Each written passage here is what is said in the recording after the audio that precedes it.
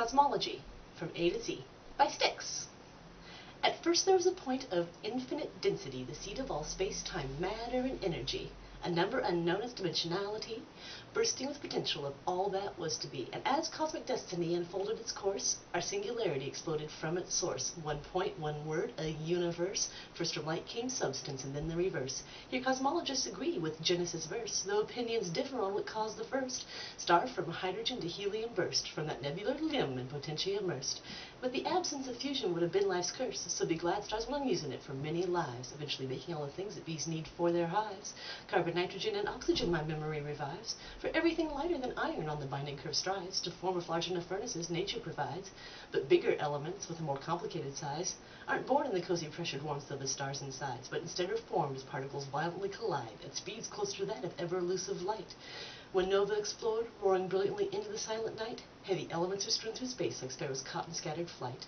And after the height of time has spanned more powers of 10 than anyone's mind can easily comprehend, bands of thick dust began to around young stars bend, and tell-tidal forces their smooth surfaces did rend, into meteors planetesimals and comets without end, whose kilometers crashing over eons did tend to create a clean, quiet orbit where the cosmos could send, circling a young fiery planet where yet would descend a violent enough impact to create a new friend, siblings Terra and Luna with a few billion years to spend, until solar expansion their orbital lease rescinds. But in the meantime, viva la vivo, life begins. From inorganic to bionic, as miller-urey portends, but heaven forfend we invoke the divine in this slurry.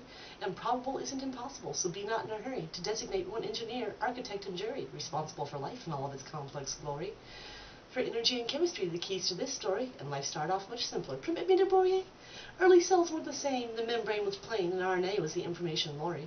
Yes, amphipathic lipid micelles held apart liquid sands, whistles, or bells. Are the details getting too gory? There might have been meteoric aminos, other building blocks that we know, but don't yet go phoning up Maury, for it was self-replication, not a space invasion, that finally allowed life to soar free.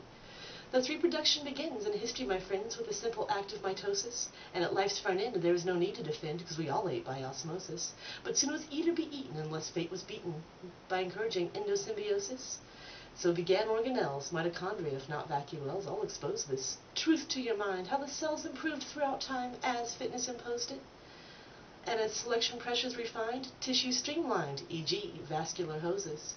But I get ahead of myself, for multicellular wealth the early era poses.